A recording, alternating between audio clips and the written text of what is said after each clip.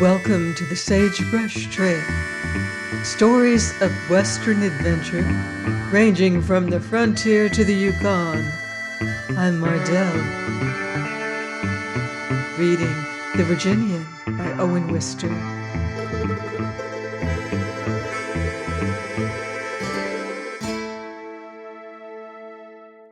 Chapter 12, Quality and Equality.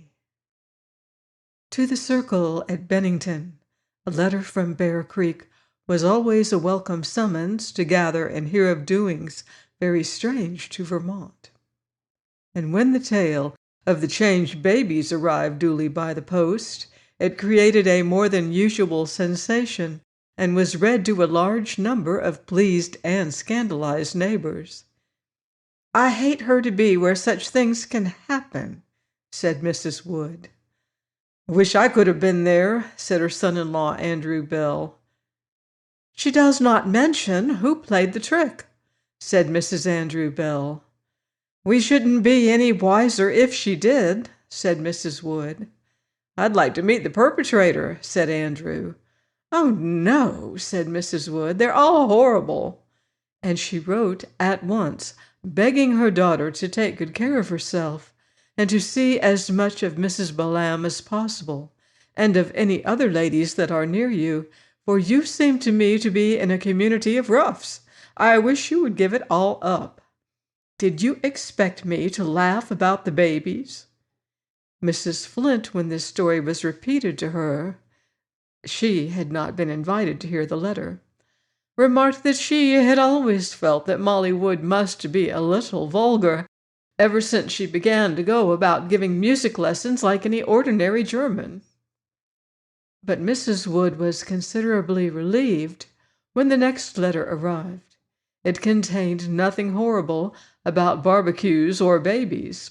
It mentioned the great beauty of the weather, and how well and strong the fine air was making the writer feel, and it asked that books might be sent. Many books of all sorts, novels, poetry, all the good old books, and any good new ones that could be spared. Cheap editions, of course. "Indeed, she shall have them," said Mrs. Wood. "How her mind must be starving in that dreadful place." The letter was not a long one, and besides the books, spoke of little else except the fine weather and the chances for outdoor exercise that this gave. "You have no idea," it said, "how delightful it is to ride, especially on a spirited horse, which I can now do quite well." "How nice is that?" said Mrs. Wood, putting down the letter. "I do hope the horse is not too spirited." "Who does she go riding with?" asked Mrs. Bell. "She doesn't say, Sarah. Why?" "Nothing. She has a queer way of not mentioning things now and then." "Sarah!" exclaimed Mrs. Wood reproachfully. "Oh, well, Mother, you know just as well as I do that she can be very independent and unconventional." "Yes, but not in that way. She wouldn't ride with poor Sam Bennett, and after all, he is a suitable person." Nevertheless, in her next letter, Mrs. Wood cautioned her daughter about trusting herself with anyone of whom Mrs. Balaam did not thoroughly approve. The good lady could never grasp that Mrs. Balaam lived a long day's journey from Bear Creek, and that Molly saw her about once every 3 months. "We have sent your books," the mother wrote. "Everybody has contributed from their store, Shakespeare, Tennyson, Browning, Longfellow, and a number of novels by Scott, Thackeray, George Eliot, Hawthorne, and lesser writers, some volumes of Emerson, and Jane Austen complete because you admire her so particularly." This consignment of literature reached Bear Creek about a week before Christmas time. By New Year's Day, the Virginian had begun his education. "Well, I've managed to get through 'em," he said as he entered Molly's cabin in February, and he laid 2 volumes upon her table. "And what do you think of them?" she inquired. "I think I've certainly earned a good long ride today." "Georgie Taylor has sprained his ankle." No, I don't mean that kind of a ride. I've earned a ride with just us two alone. I've read every word of both of 'em, you know." "I'll think about it. Did you like them?" "No, not much. If I'd have known that one was a detective story, I'd have got you to try something else on me. Can you guess the murderer, or is the author too smart for you? That's all they amount to." "Well, he was too smart for me this time. That didn't distress me any. That other book talks too much." Molly was scandalized, and she told him it was a great work. "Oh, yes, yes, a fine book, but it will keep up its talking. Don't let you alone." "Didn't you feel sorry for poor Maggie Tulliver?" Yeah, sorry for her and for Tommy too, but the man did right to drown 'em both." "It wasn't a man. A woman wrote that." "A woman did. Well, then, of course she talks too much." "I'll not go riding with you!" shrieked Molly. But she did, and he returned to Sunk Creek, not with a detective story, but this time with a Russian novel. It was almost April when he brought it back to her, and a heavy sleet storm lost them their ride, so he spent his time indoors with her, not speaking a syllable of love. When he came to take his departure, he asked her for some other book by the same Russian, but she had no more. "I wish I had," he said. "I've never saw a book could tell the truth like that one does." "Why, what do you like about it?" she exclaimed. To her, it had been distasteful. "Everything," he answered. "That young come-outer and his family that can't understand him. But he's broad gauge, you see. They're narrow gauge." The Virginian looked at Molly a moment almost shyly. "Do you know," he said, and a blush spread over his face, "I pretty near cried when that young come-outer was dying and said about himself, 'I was a giant.' Life made him broad gauge, you see, and then took his chance away." Molly liked the Virginian for his blush. It made him very handsome, but she thought that it came from his confession about pretty near crying, the deeper cause she failed to divine. That he, like the dying hero in the novel, felt himself to be a giant whom life had made broad gauge and denied opportunity. Fecund nature begets and squanders thousands of these rich seeds in the wilderness of life. He took away with him a volume of Shakespeare. "I've saw good plays of his," he remarked. Kind Mrs. Taylor, in her cabin next door, watched him ride off in the sleet, bound for the lonely mountain trail. "If that girl don't get ready to take him pretty soon," she observed to her husband, "I'll give her a piece of my mind." Taylor was astonished. "Is he thinking of her?" he inquired. "Lord, Mr. Taylor, and why shouldn't he?" Mr. Taylor scratched his head and returned to his newspaper.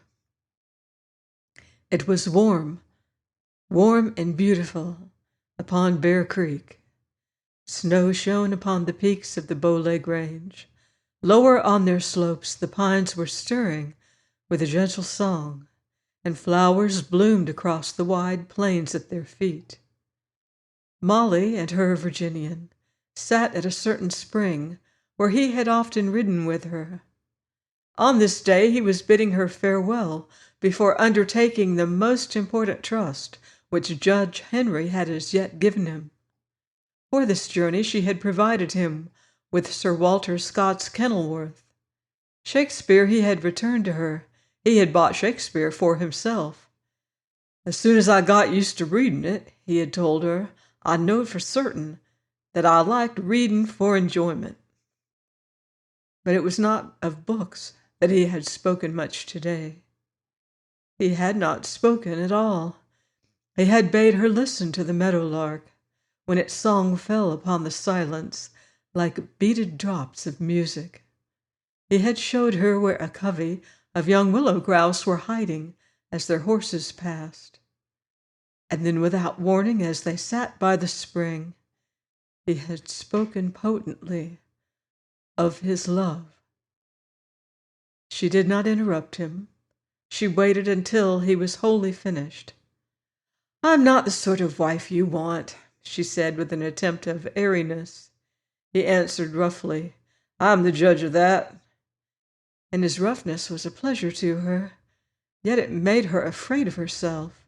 When he was absent from her and she could sit in her cabin and look at Grandmother Stark and read home letters, then in imagination she found it easy to play the part which she had arranged to play regarding him, the part of the guide and superior and indulgent companion.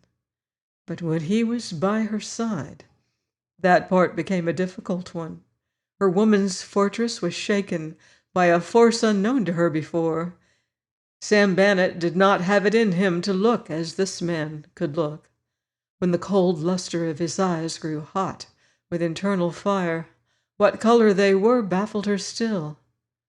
Can it possibly change? She wondered. It seemed to her that sometimes, when she had been looking from a rock straight down into the clear sea, the same color had lurked in its depths.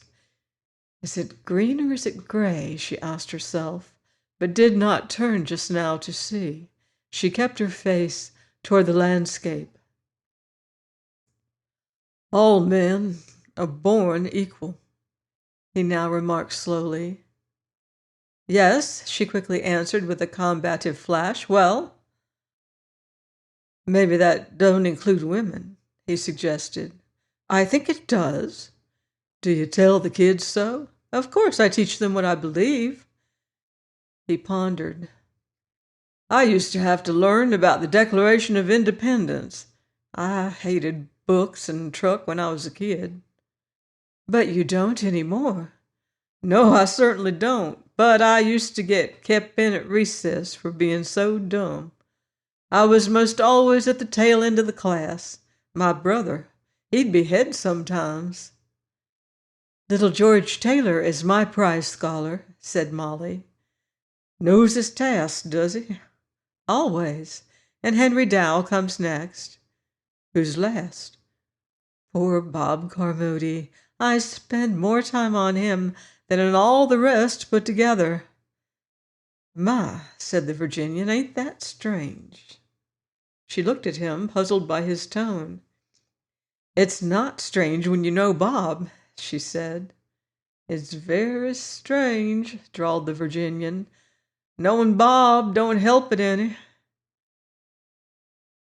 "I don't think that I understand you," said Molly Sticky. "Well, it's mighty confusing. George Taylor, he's your best scholar. Poor Bob, he's your worst. And there's a lot in the middle. And you tell me we're all born equal?" Molly could only sit giggling in this trap he had so ingeniously laid for her. "I'll tell you what," pursued the cowpuncher with slow and growing intensity, "equality is a great big bluff, and it's easy called." "I didn't mean," began Molly. "Wait, let me say what I mean." He had made an imperious gesture with his hand. "I know a man that mostly wins at cards. I know a man that mostly loses. He says it is his luck. All right, call it his luck. I know a man that works hard and he's getting rich. And I know another that works hard and is getting poor. He says it is his luck. All right, call it his luck. I look around and I see folks moving up or moving down, winners or losers everywhere. All luck, of course. But since folks can be born that different in their luck, where's your equality? No, sir. Call your failure luck or call it laziness. Wander around the words, prospect all your mind to, you'll come out the same old trail of inequality." He paused a moment and looked at her. "Some holds 4 aces," he went on, "and some holds nothing. And some poor fellow gets the aces and no show to play 'em. But a man has got to prove himself my equal before I'll believe him." Molly sat gazing at him, silent. "I know what you meant," he told her now, "by saying you're not the wife I'd want. But I am the kind that moves up. I'm going to be your best scholar." He turned toward her, and that fortress within her began to shake. "Don't," she murmured. "Don't, please." "Don't what?" "Why spoil this?" "Spoil it? These rides. I don't love you. I can't. But these rides are—" "What are they?" "My greatest pleasure. There. And please, I want them to go on so." "Go on so? I don't reckon you know what you're saying. You might as well ask fruit to stay green. If the way we are now can keep being enough for you, it can't for me. A pleasure to you, is it? Well, to me it is. I don't know what to call it. I come to you and I hate it. And I come again and I hate it. And I ache and grieve all over when I go. No, you'll have to think of some other way than just inviting me to keep green." "If I am to see you," began the girl. "You're not to see me. Not like this. I can stay away easier than what I'm doing." "Will you do me a favor? A great one?" said she now. "Make it as impossible as you please," he cried. He thought it was to be some action. "Go on coming. But don't talk to me about— oh, don't talk in that way. If you can help it." He laughed out, not permitting himself to swear. "But," she continued, "if you can't help talking that way, sometimes, I promise I will listen. That is the only promise I make." "That is a bargain," he said. Then he helped her mount her horse, restraining himself like a Spartan, and they rode home to her cabin. "You have made it pretty near impossible," he said as he took his leave, "but you've been square today, and I'll show you I can be square when I come back. I'll not do more than ask you, if your mind's the same. And now I'll not see you for quite a while. I'm going a long way, but I'll be very busy, and being busy always keeps me from grieving too much about you." Strange is woman. She would rather have heard some other last remark than this. "Oh, very well," she said. "I'll not miss you either." He smiled at her. "I doubt if you can help missing me," he remarked, and he was gone at once, galloping on his Monte horse. Which of the two won a victory this day? Join me next week on the Sagebrush Trail for another exciting chapter of The Virginian by Owen Wister.